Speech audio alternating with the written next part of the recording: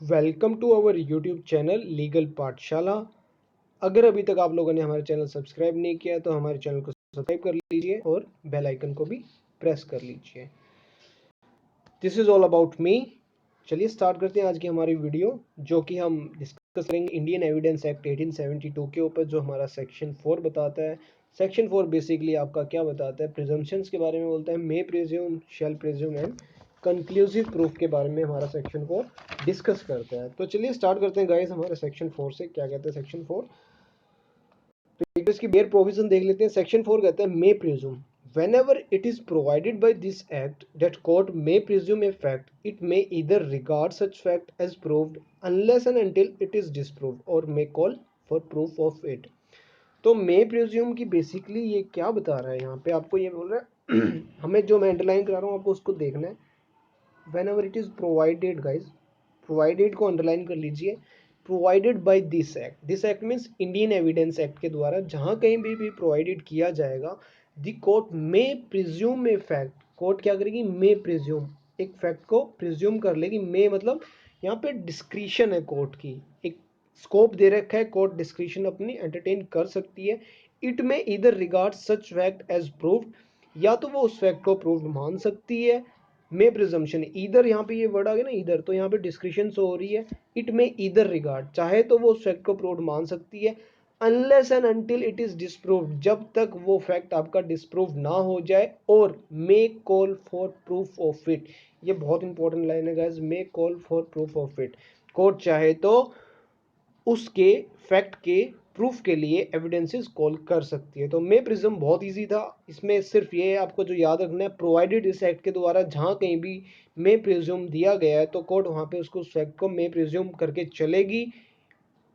यहाँ पे डिस्क्रिशन है कोर्ट की, जब तक उस फैक्ट को डिस्प्रूव ना कर दिया जाए कोर्ट उस चीज़ को मान के चलेगी। मे डिस्क्रिशन में हमेशा डिस्क्रिशन के लिए होता है। तो इसके जैसे हमारे सेक्शंस 86 है, सेक्शन 87 है, 88 है, 90 है, ये सब हमारी मे प्रिजम्पशन के बारे में बात करते हैं। सेक्शन 86 आपका क्या कहता है? Presumption as to certified copies of foreign judicial record.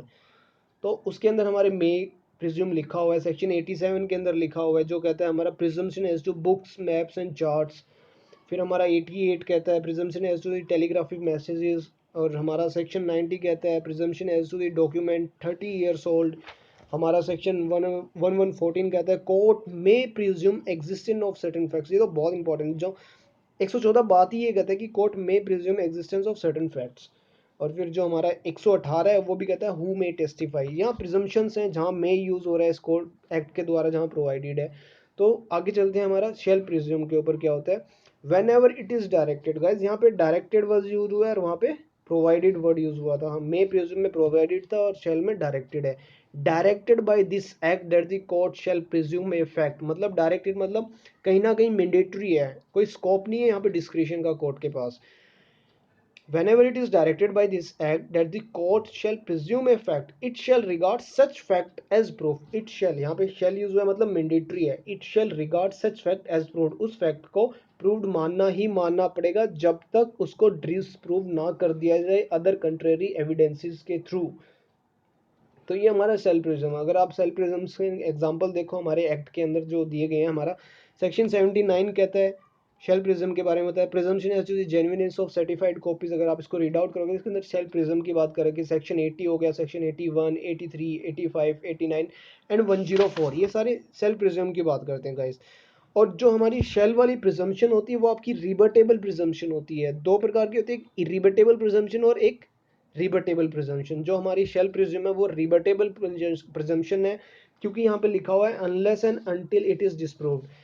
Court किसी भी फैक्ट को, जो इस कोर्ट इस एक्ट ने जो डायरेक्ट कर रखा है, जो बता रखा है इस एक्ट के अंदर, डायरेक्टेड मतलब मैंडेटरी कर रखा है कि आप अगर ये फैक्ट आपके सामने आते हैं तो आप उसको मान के चलोगे कि वो प्रूव्ड हो गया है। कब तक? जब तक उसको अदर एविडेंसेस के थ्रू डिस्प्रूव ना कर दिया जाए। तो फिर नेक्स्ट हमारा आता है कंक्लूसिव प्रूफ। कंक्लूसिव प्रूफ क्या होता है?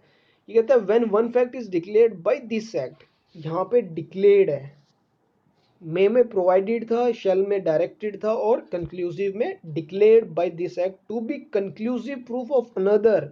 एक फैक्ट दूसरे फैक्ट का कंक्लूसिव प्रूफ है। द कोर्ट शेल, यहाँ पे भी गाइस शेल वर्ड यूज हुआ है। On proof of the one fact regard the other as proved. Court एक फैक्ट प्रूव्ड हो गया तो दूसरे फैक्ट को ऑटोमेटिकली प्रूव्ड मान लेगी। एंड शेल नॉट अलाउ, इस लाइन को आप अंडरलाइन कर लीजिए अपने ब्रैकेट के अंदर, shall not allow evidence to be given for the purpose of disproving it. Conclusive proof को हम इरिबटेबल कहते हैं, इसको आप रिबट नहीं कर सकते। जब एक फैक्ट प्रूव्ड हो गया तो दूसरा फैक्ट ऑटोमेटिकली प्रूव्ड हो जाएगा और आप इसको डिसप्रूव नहीं कर सकते और कोर्ट आपको अलाउ भी नहीं करेंगी कि आप इसके अगेंस्ट एविडेंसेस दो। ये जो हमारी प्रिजम्पशन है कंक्लूसिव प्रूफ की, this is the strongest of all presumptions guys. And अगर हम इसका एग्जांपल लें तो फॉर एग्जांपल ले लेते हैं जैसे कि A was married with B, A और बी की शादी हो जाती है। B came to her husband A and remained there up to his death. जब अपने हस्बैंड के पास आती है और जब तक उसकी डेथ नहीं होती तब तक उसके साथ रहती है। Within 280 days of his death a child was born to be. 280 दिन के अंदर ही उसके एक बेबी हो गया बी के। The presumption of law is in favour of the legitimacy and a child is presumed to be of A in the absence of evidence that A could not have access to B at the time when the child could have been begotten। तो आपको मैं conclusive proof के जो Indian evidence act के अंदर जो declared किया गया है इस एक्ट के अंदर, वो हमारे सेक्शंस हैं, सेक्शन 41, सेक्शन 1112 एंड सेक्शन 113। ये हमारी कंक्लूसिव प्रूफ के बारे में बात करते हैं।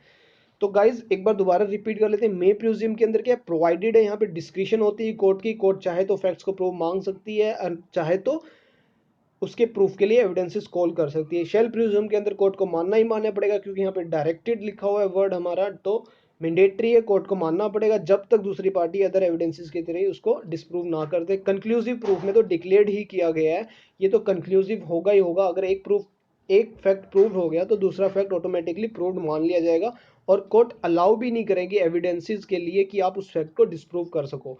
तो इसके अंदर जो हमने डिस्कस किया सेक्शन 41, सेक्शन 1112 एंड सेक्शन 113। 41 किस चीज़ के बारे में बात करता है गाइज, ये कंक्लूसिव प्रूफ के बारे में बताते हैं। ये कहते हैं कि relevancy of certain judgements in probate etcetera and jurisdiction. जितनी भी जजमेंट्स के ऊपर है सेक्शन 41, ये कंक्लूसिव प्रूफ की बात करता है। और सेक्शन 112 जो हमारी बात करता है वो कहता है हमारा birth during marriage conclusive proof of legitimacy. ये लेजिटिमेसी के बारे में बात करता है 112। 113 बात करता है हमारा proof of cession of territory. तो गाइज ये था हमारा conclusive proof, shall presumption and may presumption. तो आज हम सिर्फ सेक्शन 4 ही कंप्लीट करेंगे। तो आज के लिए इतना ही। अगर आप लोगों को हमारी वीडियो पसंद आई हो तो प्लीज़ हमारे चैनल को लाइक कीजिए और हमारी वीडियो को सब्सक्राइब कीजिए। And thanks for watching our video. Subscribe to the Pathshala, Legal Pathshala, and press the bell icon. Thank you guys. Thanks a lot. Hope for the best.